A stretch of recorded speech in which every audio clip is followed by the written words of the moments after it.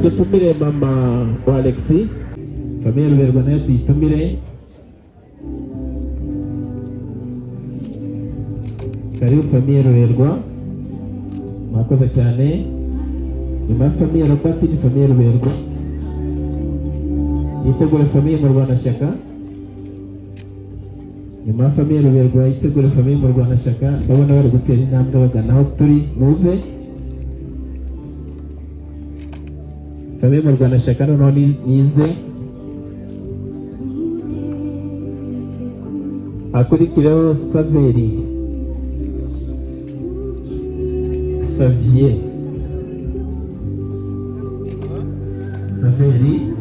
yitegure famiye Muto. Twaje rero nk'abamama, twaje kugira ngo tweke ko tugukunda. Hari impano twakuzaniye. Haleluya, haleluya. Twakuzaniye impano.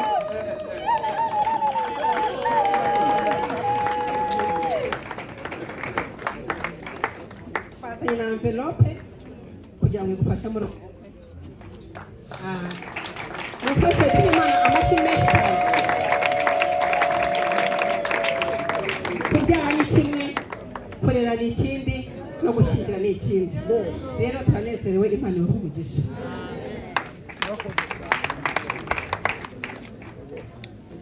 Aya mashyi ntabwo akwiriye aba babyeyi beza basingiza bakarata n'Imana muri Restoration Church. Yes, utegereze pare na Mariya kandi mubasukire kuri iyo mbindi. Iyo ntango mujye muyisangiraho, zana ibyo birahuri abo mubasukire.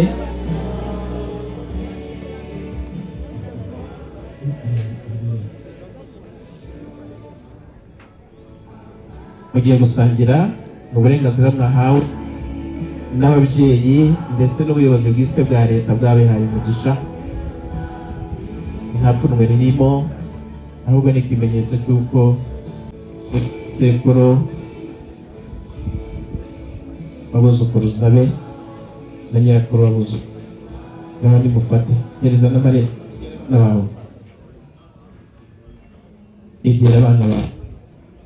Maze rero ntimukanywera ahatanywebwa, ntimukarira ahataribwa, nimuzamuke mujye kunywera aho byagenewe. Bari muzamuke buri wese yitwaje. Umugore arasitaruza umubwira ngo urakire, hore yitsamire. Yes, umwaka make adahenze atagize icyo aguha, nibyo byubaka iz'iki gihe. Imana izabarinde ngo zirara zisha, iwanyu azaba umuriro waka akaba umuriro usenya. None muzamure, muzamure ibirahuri muhurize mu kirere mwese na ba pare na ba marene. Uko rero mufite iryohere bwa nimuhurize ngo pare egera abana baguhuza ibirahuri. Wow, hanyuma buri wese natume kwa nyirabukwe no kwa sebukwe. Buri wese natume kwa nyirabukwe no kwa sebukwe. Pare na marene baracyakanyikirwa rero nawa.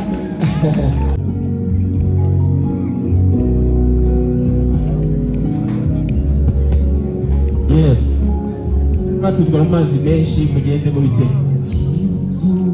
Uzababereye musiki umwaka utaha. Asante sana. Maze mutemwe emerere tumira Buhiga. Ndabizi ko iteka ubanza kunyura iburyo mukaza kugarukana ibumoso.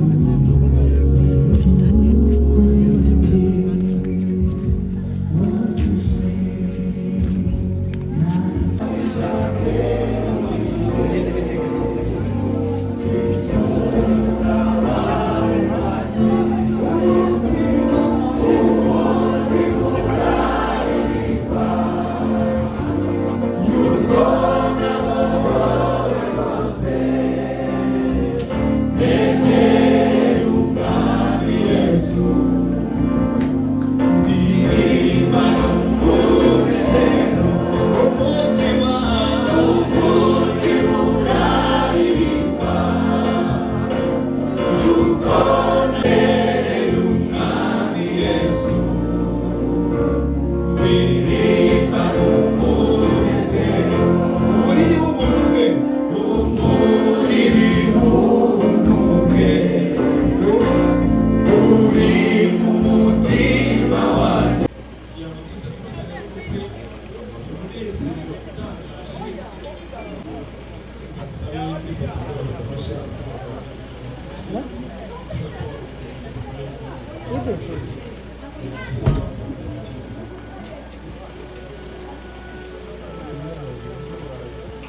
Bale nahita bagerayo.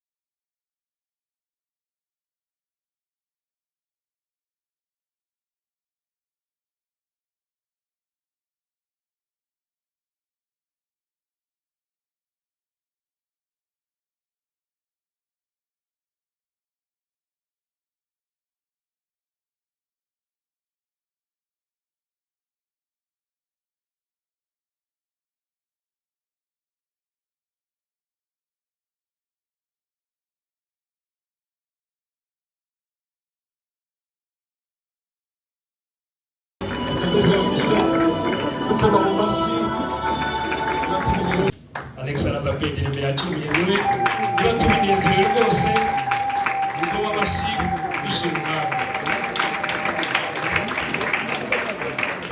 Naza gusaba ababyeyi ko babereka ibyicaro. Barakoze cyane ababyeyi. Ababyeyi nagira ngo babafashe kubereka ibyicaro. Barakoze cyane. Hanyuma reka sabe badaje uve yegere hano imbere.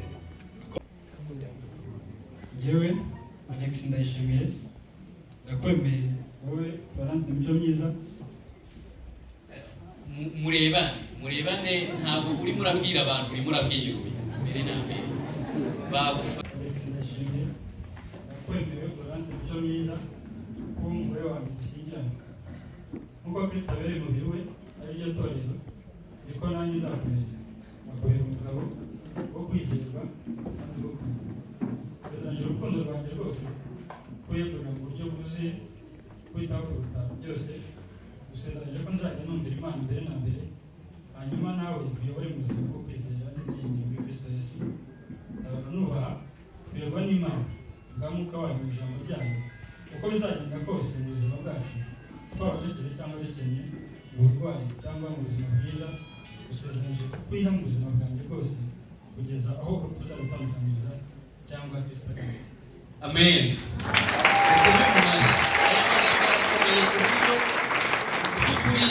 Ni isengesho natwe dukwiriye gukomeza gusengera uyu muryango kugira ngo uku guhamya kwabo kuzagumeho, kuko bavuze amagambo akomeye niba mwagiye mwita kuri buri jambo bavuze. Ariko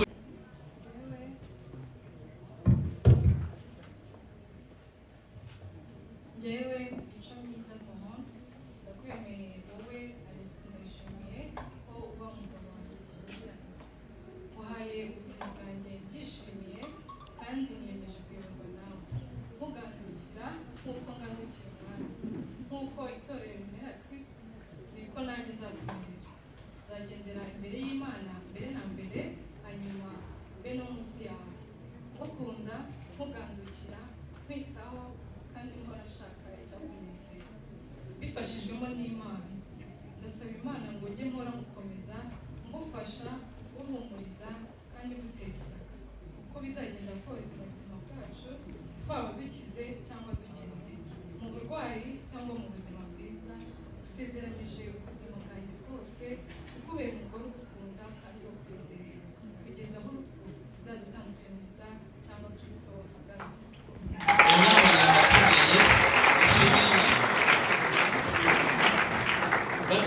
batararekurana n'ubundi bakirebana.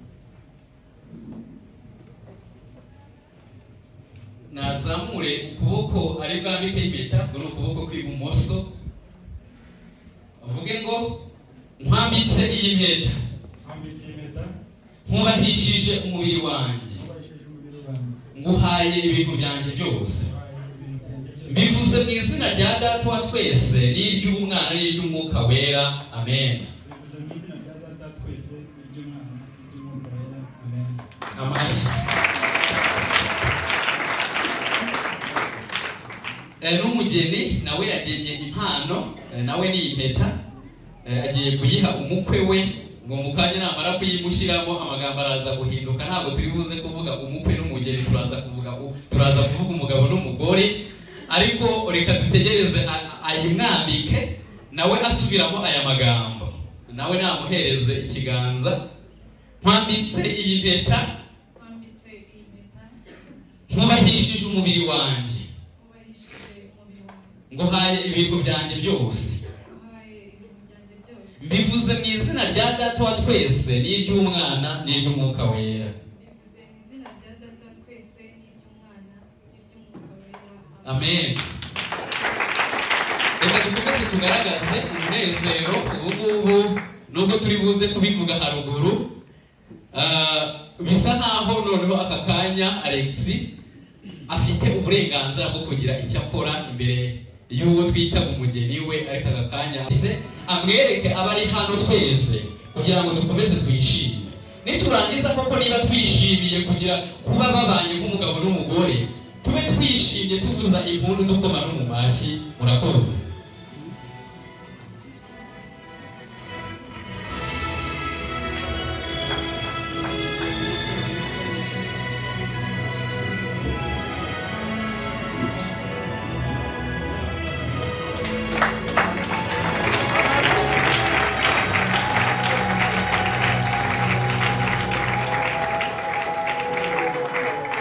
Mugobere neza ubwo umugobeye, nimurangiza muterane intambwe imbere, musuhuze ababareba imbere. Mubatetere, nimurangiza muhindukire n'iburyo nabo mubatetere, muhindukire n'ibumoso mubatetere.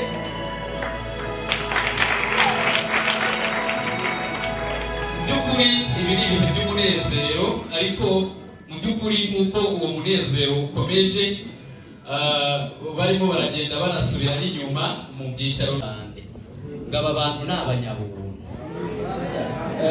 Reka icyo kintu mbanza kivugeho, ntabwo ngiye kukivugaho igihe kinini, nta kibazo. Turi abanyabuntu. Impamvu turi abanyabuntu ni uko twemera yuko nta kintu twebwe ubwacu dushoboye, twemera yuko Imana yonyine ariyo yonyine ifite icyo yakoze kugira ngo twebwe dushobore kuzabana nayo. Wowe rero niba hari icyo ushoboye, komeza pe, uzaba ubibona. Niba wiyemeje kugira ngo uzagende wicare imbere uzagende uhagarare imbere y'Imana mu barane, ni ukuvuga ngo amategeko yayo n'ikivuga cyose mu ijambo ry'Imana mu kibarane ucyuzuze 100% kugira ngo ujye mu ijuru, uzagende nta kibazo. Amarembo arafunguye, nubwo afunguye kugera ku intebe y'urubanza rw'Imana, ntafunguye kwinjira mu ijuru. Ariko twebwe impamvu tuvuga ko turi abanyabuntu ni uko twemera yuko kugira ngo umuntu ashobore kwiyunga n'Imana ni ukubera ubuntu bw'Imana. Ubwo buntu bw'Imana bubonekerwa mu rupfu rwa Yesu Kristo. Yesu Kristo niwe wamennye amaraso niyo mpungano y'ibyaha byacu. Nk'uko hatabaho kubabarirwa kw'ibyaha, hatabayeho kubereka kw'amaraso, ibyo bikaba byarabayeho uhereye no mu isezerano rya kera. Ariyo mpamvu habagaho no kugira ngo ibitambo bitambwe. Nta n'umuntu n'umwe uzahagarara imbere y'Imana hatamenetse amaraso, nyine mu by'ukuri atigeze agira icyaha na kimwe. Noneho ibindi mu by'ukuri mushobora kutwitirira yuko dukora, igenda urugero kuvuga ko twakirijwe n'ubuntu cyangwa turi abanyabuntu bivuze gukora icyaha. Abantu bose bavuga ubuntu, uzagenzure imibereho yabo n'ubuzima bwabo, urebe n'usanga ushobora kubaho nkabo, uzaba aribwo ubanenga. Ese koko ubayeho nk'abo bantu bavuga ibintu by'ubuntu? Abantu uzasanga bavuga ibintu by'ubuntu ntibabe babaho icyo ijambo ry'Imana rivuga, uzamenye ko bayobye. Twebwe ntabwo ari uko nguko twemera, ahubwo twemera yuko ubuntu bw'Imana bwadukijije bukaduha ubugingo buhoraho, tukaba turiho tuzi neza yuko isaha ku isaha twapfira twajya mu ijuru. Ubwo bugingo buhoraho ni nabwo butuma tunaberaho Imana, ku buryo iyo umuntu aturebye atangara akagira ngo dutsindishirizwa n'amategeko, kandi ntabwo dutsindishirizwa nayo, ahubwo ibyo byose tubikora kubera urukundo rw'Imana yatugiriye, kubera ubuntu yaduhaye.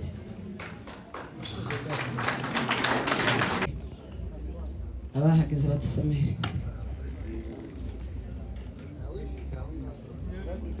Ibice 14 umurongo waho wa 24 Yesaya.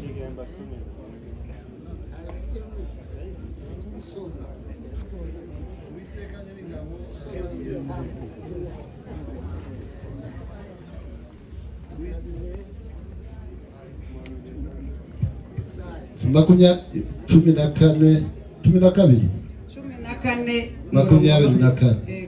Uwiteka Nyiringabo ararahiye ati ni ukuri uko nabitekereje niko bizasohora kandi uko nagambiriye niko bizaba. Amen. Arakoze pasiteri kudusomera. Haleluya. Ijambo ry'Imana yatubwiye ngo Uwiteka Nyiringabo ararahiye ati ni ukuri uko nabigambiriye niko bizaba kandi uko nabitekereje niko bizasohora. Umwana akimara kutubwira amakuru meza narabitekereje ndibaza ndavuga se bizagenda bite, ariko nizera ko uko Imana ari izabisohoza. Kugambirira ni ukwacu no gutekereza ni ukwacu, ariko Imana yonyine ikabisohoza. Imana ishimwe. Ni ukuri mpagaze hano nshima Imana kuko twese duhagaze hano dushima Imana turi bazima.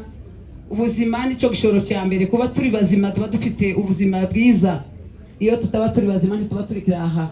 Turashima Imana ko yaturagiye kuva turi bato tugakura, natwe tukubaka, tukabyara abana, tukabarera, bakaba bageze ku rugero rwiza kuri uyu munsi, bakaba batweretse ibirori. Imana yacu nishimwe.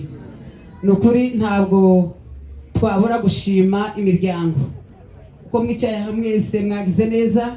Ubukwe ntawe uza wicuziriza ubukwe bwenyine, ariko iyo ukebutse ukabona abantu, wahindukira ukabona abandi, yawumva umunezero ari mwinshi cyane. Rero tukaba twabashimiye mwebwe mwese abagize ubu bukwe, ababaye muri bino birori, abagize uruhare kugira ngo ibirori bigende neza. Imana yo mu ijuru idakiranirwa izabitura. Ikindi ndashima umuryango wanje ishakiyemo. Ni umuryango mwiza, tuvuga rumwe, tugasenyera ku mugozi umwe. Mu by'ukuri ntawugira akantu ke muri umuryango wacu. Buri wese yisanga muri uyu muryango, icyo avuze akakibona, icyo ashaka akakigeraho. Ndabashimiye umuryango wanjye mwiza. Ikindi ndashimira umuryango wa Buhiga. Kwa Buhiga ni abantu beza bagira ishaka, abasaza, ababyeyi b'amabukwe ba data bukwe. Ndashima Imana ko dushimiye abana turi kumwe n'ababyeyi bacu. Imana yacu nishimwe. Nongeye gushimira Gisenyi family. Abanyagisenyi tugira ubumwe kuva tariki 8 z'ukwa gatandatu. Kuri wa gatandatu tuba dufite mariage dote na reception, ariko nta na rimwe muza mvuga ngo ejo twariyo ntitwongera kuza. Gisenyi family ndabashimiye, Imana ibamugisha. Ubundi ndashimira itorero ryanjye sengeramo Evangelical Restoration Church Rubavu. Ndashimira nababonye bahageze, ababyeyi bacu twahoranye hano kare ku rusengero hari indi mariage, ariko bemeye kuza baradushigikira. Ndongera ndashimira Restoration Church ya Rubavu ku muhare rwiza mwatwurereye abana, nubwo kugeza kuri no munsi twaba tubashimiye. Imana yo mu ijuru ishimwe. Ndongera gushimira Restoration Church ya Musanze, bagize neza, mwababonye abamama, delegation ya Eglise yose baje bahageze. Abari aha basigaye muzambwire Pastor Matabaro ngo turagushimiye. Imana yo mu ijuru ihimbazwe. Haleluya. Ndakomeza nshima kuko umwanya ni muto mwabivuze, amashimwe bari ku mutima. Ni ukuri tuzakomeza tugenda dushima uko bwije nuko bukeye.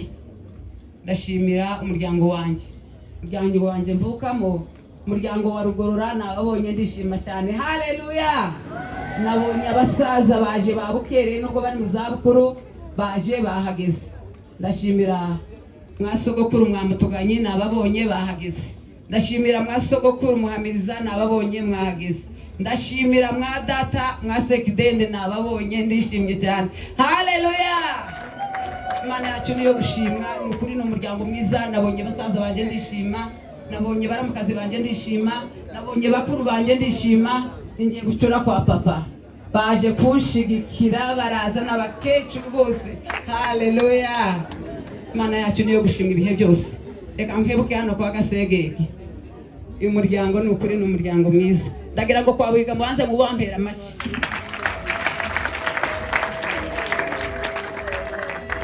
Uyu muryango ni umuryango mwiza.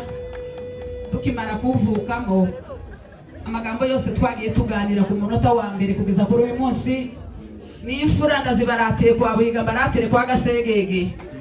Ndagira ngo mwongere mubampera amashyi menshi cyane. Ni umuryango mwiza. Muzehe yaje, abana bafite amahirwe. Mico mwiza, turakwakiriye mu rugo rwacu. Urareba imyaka nari mfite, urabona iragiye rwose, ndimo gukecura. Nari ntarabona umukazana, rero nakwishimiye umukazana mwiza. Nari nsangana umukobwa umwe, none mubaye babiri.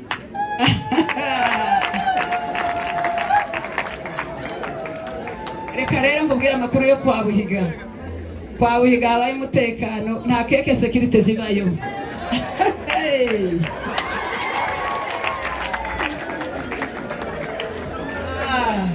Rero tuzodutetesha bakazana, turabatetesha rwose bakishira bakizana, kuko baba bari kwa Buhiga, haba hariyo byose, nta na kimwe bajya babura kwa Buhiga, nta na kimwe uzatuburana rwose. Ababyeyi turakwishimiye, turagukunze. Umuryango rero twakwakiriye tudatinze mu magambo. Dr. Alex na Mico Myiza, ababyeyi turabifuriza kuzabyara abahungu n'abakobwa, turabifuriza ifuhe bya kibyeyi, muzaheke, muzatunge, muzatunganirwe, ikiruta byose urugo rwanyu ruzabe rubakiye kubiteka, muzatuze, muzasome Bibiliya, muzasenge. Rero nk'ababyeyi kugira ngo mwubake umuryango mushya, uyu munsi twabageneye inka, muyakire, inge zabakamirwe, muzagende murango n'amata, muzase n'ibisabo, muzisiga amavuta y'inga. Amen, murakoze. Amashi. Uyu mumama afite impano yo gutangara, reka tuyihe amashi. Papa nawe afite iminota 2 nta kibazo. Murakoze. Mbere tutaravuga icyo tuvuga, tubanza dushime Imana iri hejuru ya byose yaduhaye bano bana, kandi bakaba abana bakunda Imana, kandi bakaba baduhaye ibintu byiza kuri uyu munsi, kuko bakunze Imana bakerekana ibirori byiza nk'ibi ngibi. Imana ibambere umugisha. Icyo ngeyeho ndashima Imana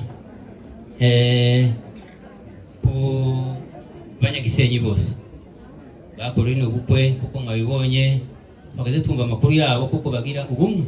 Rero twabyiboneye. Imana ibambere umugisha. Amen. Icyo ngeyeho ndashima Imana umuryango wacu wo kwa Buhiga, kuko uyu mugenzi waje amaze kubivuga, ni umuryango mwiza cyane, kandi ndashima Imana kuko nje ndi umuhiga jewe. Iby'ukuri ntacyo batakoze kugira ngo tubone ibintu byiza nk'ibi ngibi. Ndabashimiye abatuye muri uyu muhana wa Gisenyi, abavuye mu ntara zitandukanye na Kigali. Imana ibambere imigisha. Amen. Icyo ngeyeho ndashima Imana y'umuryango wo kwa Binono, niyo sogokuru bari hano benshi. Ndabashima ku mirimo myiza baza bakora. Mugabo hari n'andi makwe y'abantu badatuye mu kintu gihugu bayakora neza cyane. Rero n'ubu babukore neza, ndabashimiye. Rero nimba twarabaga 10 kwa Binono, rero uyu munsi ale abaye 11 rero. Icyo ngeyo kandi mwacu mwandagomwa ariwo papa ariwo sekuru wale, nimba twari 5 rero uyu munsi tubaye abagabo 6. Icyo ngeyeho ndashimira abashyitsi bacu bahira abasegege, mwakoze neza, mwandomaga mugeni mwiza, turamwishimiye pe. Kandi amasezerano twaganye namwe tugitangira kugeza uyu munsi dusoje, mugifite amasezerano ntasa nari mu mwishi. Ibyo byose tubashimwe Imana. Imana ibambere imigisha. Rero turasoje, Imana itugire neza. Reka tugushimire namwe mubyeyi mwiza. Yansabye iminota 2 ndabizi, turaziranye. Tutabona uko tubivuga kubera ibirori by'abana bacu Dr. Alex hamwe na Mico Myiza. Reka mbanze mpere ku ijambo ryo gushimira Imana ku burinzi bwayo. Imana yaraturinze twebwe twese, ndavuga cyane no ku rugo rwanje, tukaba tubasha kugera kuri uyu munsi, tukabona ibirori by'abana bacu tukibirebesha n'amaso yacu. Ibyo ndabishimira Imana cyane kuko ibikoze. Ikindi nshimiraho Imana cyane, ndashimira Imana mu rugendo rwo kurera abana bacu. Imana yabanye natwe, harimo n'uyu mwana Mico ukoze ubukwe. Aba bahungu mu cyitwa bare.